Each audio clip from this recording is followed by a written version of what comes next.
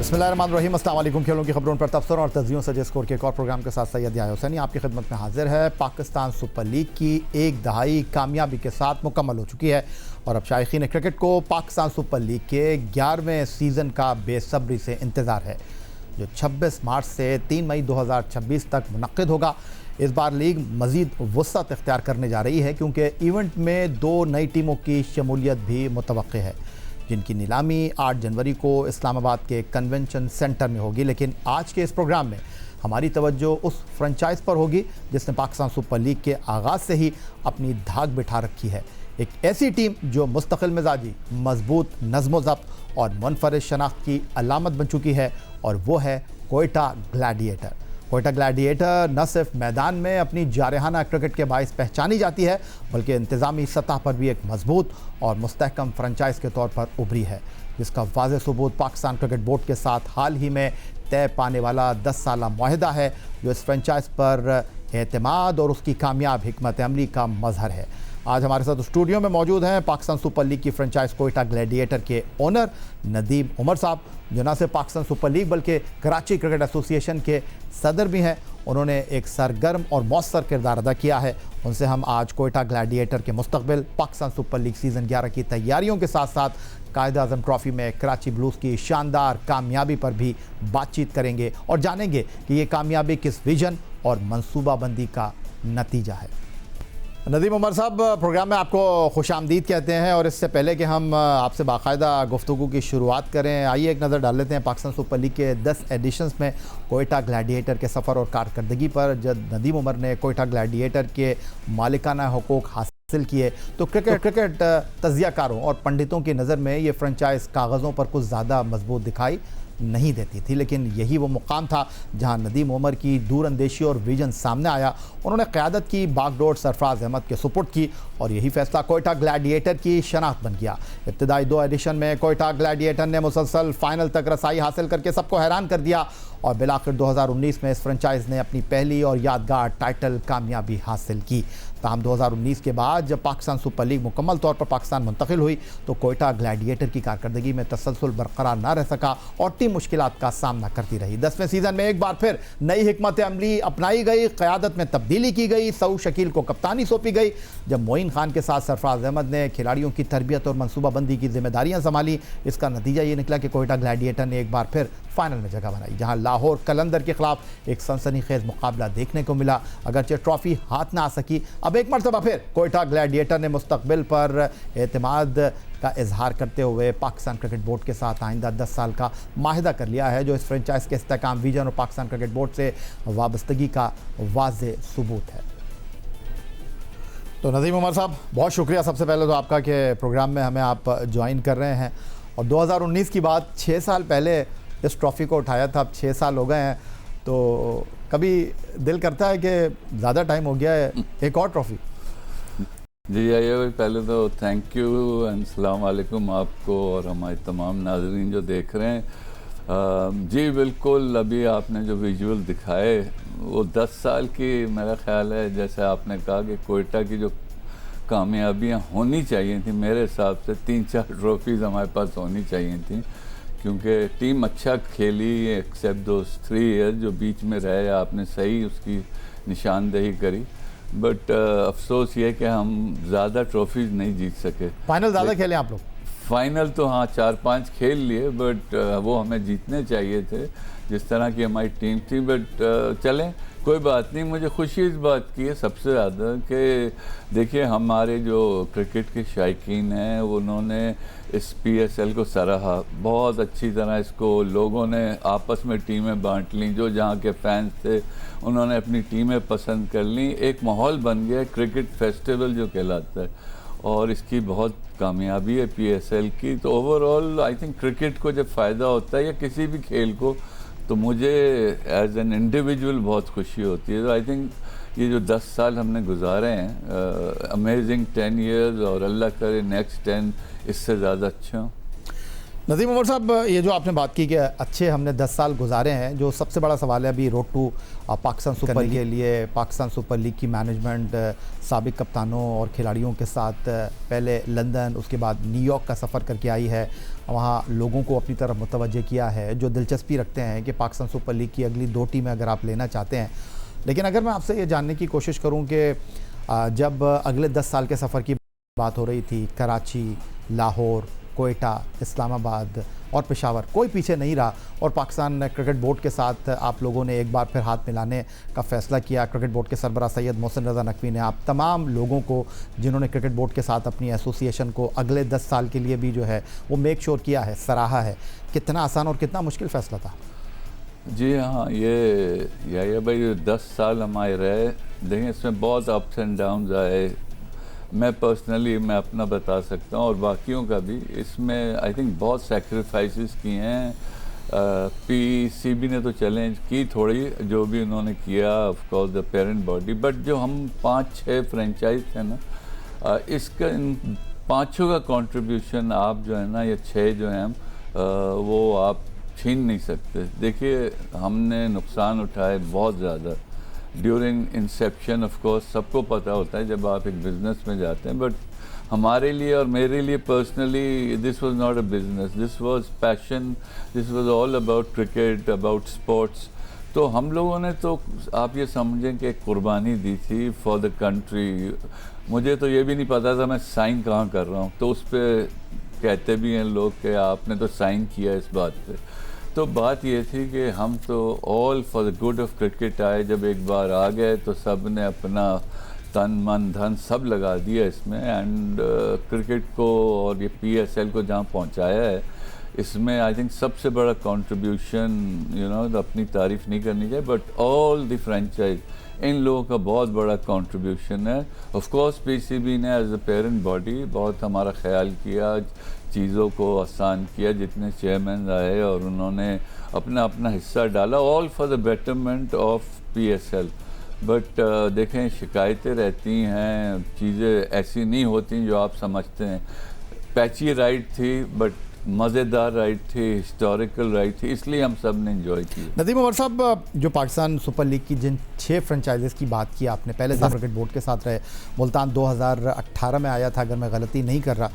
तो जो Pakistan Super League की 6 फ्रेंचाइजीज़ के ओनर्स की अगर मैं बात करूं, तो आप उनमें सर फहरिस्त हैं, जो सिर्फ ओनर नहीं हैं, क्रिकेट के साथ एक ताल्लुक़ रखते हैं, ग्रास रूट लेवल पर जिन्होंने काम किया है। लेकिन पहले 5 साल और अगले 5 साल कोयटा का बहुत राइज था पहले 5 साल में, और उसके बाद अगले 5 साल में कोयटा उस तसलसल को बरकरार नहीं रख सका। तो आपसे ज़्यादा बेहतर इसका जवाब कोई दे नहीं सकता, उसकी वजह क्या थी? जी ये भाई देखें, आई थिंक ये कहते हैं ना, बहुत सा पानी पुलों के नीचे से गुजर गया है, और जो 3-4 साल जहां हम अच्छा नहीं खेल सके, उसमें जो सबसे बड़ी वजह थी ना, वो कहते हैं ना क्रिकेट में लक बड़ा मैटर करती है। लेकिन 2-3 साल हमारे जो टॉप प्लेयर्स थे ना, वो आए नहीं। हसरंगा हमने लिया 7th-8th एडिशन में एज अ प्लैटिनम पिक, हमने बड़ी कुर्बानी दी कि भाई हसरंगा को खिलाएंगे। देखें, great batsman, great bowler and match पलटने वाला। तो वो जब आपका मेन बॉलर, मेन बैट्समैन, सब मेन तो नहीं लेकिन एज एन ऑलराउंडर बहुत फ़र्क पड़ता था। फिर हमारे कंकशन ऐसे हुए 1 साल में कि जो प्लेयर्स, तो ये जो प्लेयर्स का आना जाना लगा रहा ना, उसने बहुत डिस्टर्ब किया पूरी टीम को।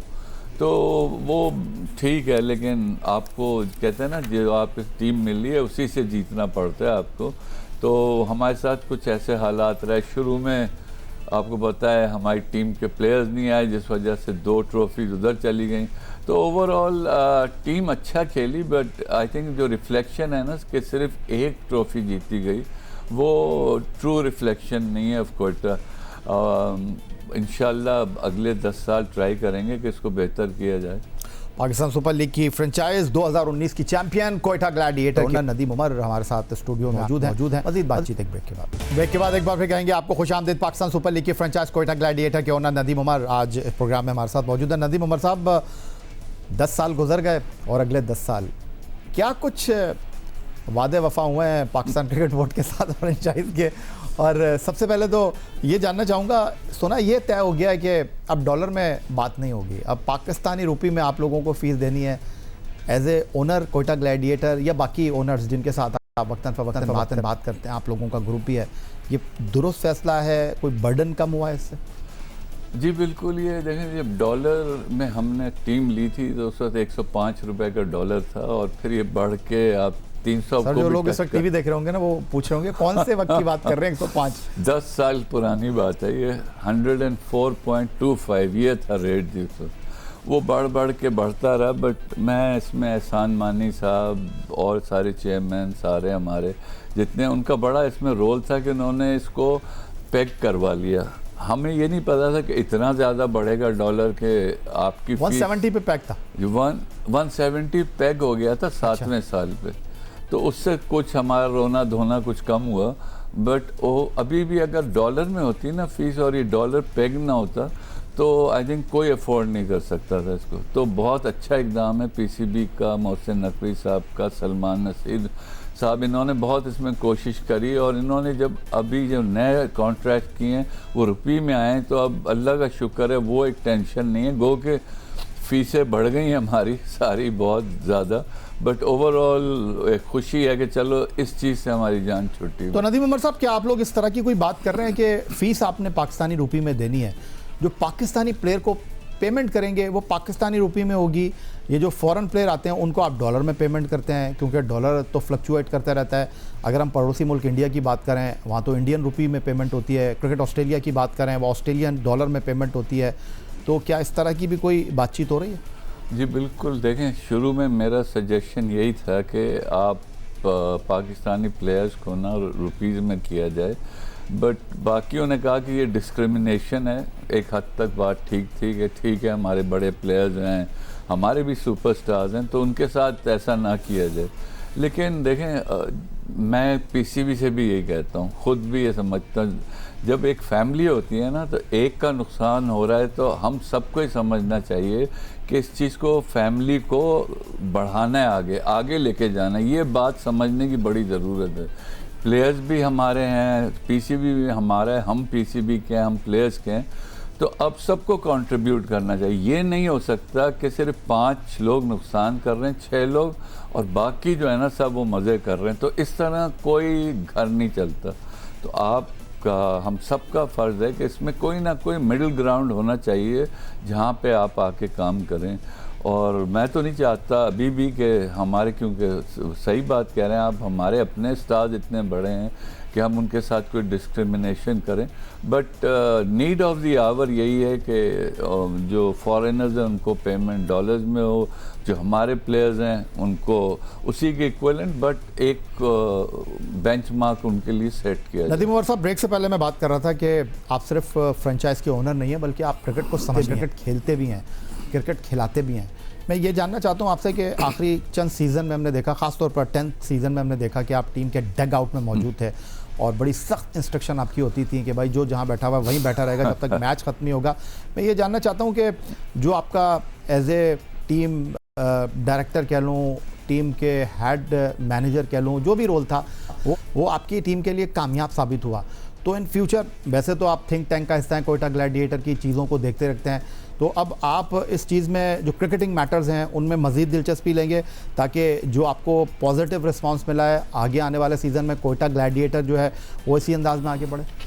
जी देखिए, आप बिल्कुल ठीक कह रहे हैं। ये देखें, जब ये PSL शुरू होने से पहले, बहुत पहले की बात है कि हमारे रमज़ान क्रिकेट होता था, उसमें मैं और आज़म खान जो मेरे साथ होते हैं वो हम 2 होते थे बस, ना फिजियो होता था ना मस्सू होता था और यही प्लेयर्स खेलते थे। आप यकीन करें अभी जितने सुपरस्टार्स हैं ये उमर एसोसिएट और पाकिस्तान क्रिकेट क्लब और इससे खेल चुके हैं, तो हम दोनों ही चलाते थे, दोनों की हिकमत अमली होती थी इसमें।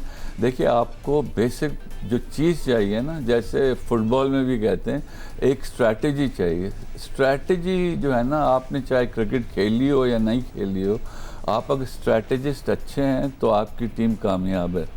अब देखें, मसलन मैं एक मिसाल देता हूँ, बहुत सी जगह पे ऐसा होता है कि आपके जो मेन बैट्समैन है ना, वो शायद इतना अच्छा परफॉर्म नहीं कर रहा हो, उसके जो मसले हैं वो एक ऐसी जगह पे फंस गए हैं कि आपकी टीम उस वजह से क्लिक नहीं कर रही या रन रेट बढ़ाना है, तो आप नंबर 9 के बैट्समैन को प्रमोट कर देते हैं। अब अच्छा, this might work, this might not work, लेकिन आपकी जो ये है ना, जो आप कार्ड इस वक्त खेल रहे हैं, ये एक सिर्फ मिसाल है, वो आपको यानी टीम के लिए एक बेहतरी लाएगा। इसी तरह बॉलिंग चेंजेस होते हैं, जिस तरह सऊद शकील पिछली दफ़ा बॉलिंग करा रहे थे, मैं डग आउट पे बैठ के चीखता था कि भाई सऊद अब बॉलिंग कराओ। तो ये बहुत सारी चीज़ें हैं जो आपको वक्त के साथ आप सीखते हैं। जब हम लोग क्रिकेट खेलते थे, अभी भी खेलते हैं, आप यकीन करें मैंने ऐसे ऐसे कैप्टन देखे हैं जो सिर्फ एक बंदा 6 बॉलें खेलता था, बता देते थे इसकी लेग जो साइड है ना वो कमज़ोर है, ऑफ साइड पे ही अच्छा है, और उसके चलने से उसके, तो ये चीज़ें आपको ज़रूरी नहीं था कि आप स्टैट्स पे ही काम करें, ऑन द फील्ड बहुत ज़रूरी है कि तो मुझे मज़ा आता है, और अल्लाह करे दफ़ा फिर चांस मिले तो दिल चाहता है बजाय बाहर बैठ के कुड़ें, अंदर बैठ के हम कुछ हिस्सा डालें। नदीम उमर साहब, क्रिकेट की जो फ्रेटर्निटी है, पाकिस्तान हो या कराची हो, जब आपका नाम आता है तो वो कहते हैं बहुत ही फ्रेंडली हैं, बहुत इज़्ज़त देते हैं, बहुत हम्बल हैं, लेकिन पाकिस्तान सुपर लीग के हवाले से भी आप सुना है कि बस जो क्रिकेट बोर्ड कहता है वो मान लेते हैं। इस बात में किस हद तक सदाकत है कि कुछ तहफ़्फ़ुज़ात थे 2 टीमों के आने के हवाले से कि रेवेन्यू आप नहीं बढ़ा रहे, अब जो इत्तलात हैं कि 44 मैचेस ही होंगे, अब जो इत्तलात हैं, अब जब 6 टीमें थीं तब भी कम से कम 10 मैच मिलते थे, अब 8 टीमें हो गई हैं, 44 मैचों का मतलब ये है कि आपको कम से कम 10 मैचेस ही मिलेंगे, तो तहफ़्फ़ुज़ात थे? जी देखें, तहफ़्फ़ुज़ात जो पहले साल से शुरू हो गए थे, कुछ चीज़ें ऐसी थीं कि अनजस्ट जो डिस्ट्रीब्यूशन होती है ना, उस पर हम काफ़ी बातचीत करते रहते थे, तो यहाँ तक पहुँच गए। चलें, अल्लाह का शुक्र है, बहुत अच्छी जर्नी रही जो भी हुआ, बट अब जो है ना, अब इसको स्ट्रीमलाइन हमें करना चाहिए। 10 साल फिर ऐसी ना गुजर जाएं, इस वक्त हम कंसंट्रेट करें क्रिकेट पे। जैसे अभी आपने कहा कि 44 मैच होंगे, सिर्फ 10 मैचेस ही मिलेंगे, लेकिन बात यह है कि आई थिंक टाइम कंस्ट्रेंट है पीसीबी के पास, क्योंकि विंडोज़ जो है, विंडो हमारी वो बिल्कुल स्क्वीज़ है विद आईपीएल, और इसके बाद इनकी कुछ सीरीज़ भी होनी है, उससे पहले भी कुछ इन्हों कर रहे हैं। तो हमेशा हम लोग ये जो 2 हमारे सीजन गए पिछले 10 और 11, तो इस वक्त हमें विंडो बहुत छोटी मिल रही है। प्रॉब्ली नेक्स्ट ईयर से ये चीज़ें ठीक हो जाएंगी, बट आप सिर्फ यही ठीक नहीं करना कि हमने जी 44 खेलने या 67 मैचेस खेलने, that is not the issue. The issue is the success of PSL as a business model. वो बिजनेस मॉडल उस वक्त सही होगा जब सारे शेयर होल्डर्स इक्वली इसमें फ़ायदा उठाएंगे। देखिए, मैं कराची में जब मैचेस करा रहा हूँ ना, तो मैं मुफ्त में, हम लोग now being the president of Karachi, हमने ग्राउंड लिया, उसमें हमारा नुकसान हो रहा है, बट हम ये 6-7 जो हमारे जोन्स हैं वो सब फ्री खेल रहे हैं। तो क्यों खेल रहे हैं? इसलिए खेल रहे हैं कि एक एरिस्टोक्रेटिक रूल जो कहता है ना कि बस आपने ही कुछ सब कुछ करना, ये बिजनेस को आगे लेके नहीं जाता। हाँ, शॉर्ट टर्म गेन्स आपको ज़रूर मिल जाते हैं, but overall we need to be very careful in the future going ahead 10 years कि देखें इक्वल अपॉर्चुनिटी सबको मिलनी चाहिए। बात ज़रा सख्त है, लेकिन बात ठीक है। ये चलें, आपने बड़ी अच्छी बात की। आपकी जो टीम डायरेक्टर थी कोयटा कैवलरी, आपने भी T10 लीग में टीम ली, और आपके साहबजादे हसन उमर जो है उस टीम को लीड कर रहे थे। जवेरिया खान को, जो पाकिस्तान ख़वातीन क्रिकेट टीम की फॉर्मर कैप्टन थी, उनको आप अपने साथ लेकर गए थे टीम डायरेक्टर बनाकर, और चंद दिन पहले वो हमारे इस प्लेटफॉर्म पर आई थी, उनसे हमारी गुफ्तगू हुई। और जवेरिया खान साहब, जब हमने पूछा कि कोयटा कैवलरी में तो आपको टीम डायरेक्टर बना दिया है हसन उमर और नदीम उमर ने, तो अगर कोयटा ग्लैडिएटर में कोई जिम्मेदारी देंगे, तो उन्होंने क्या कहा था, पहले वो दिखा देते हैं आपको। जवेरिया, ये बताइएगा कि बहुत अच्छे अंदाज में आपने कोयटा कैवलरी के लिए काम किया, तो अब आपको देखकर, क्योंकि नदीम उमर कोयटा ग्लैडिएटर के ओनर हैं, क्या हम ये पूछ सकते हैं कि कोयटा ग्लैडिएटर में किसी रोल में आप हमें कहीं पाकिस्तान सुपर लीग में दिखाई देंगी?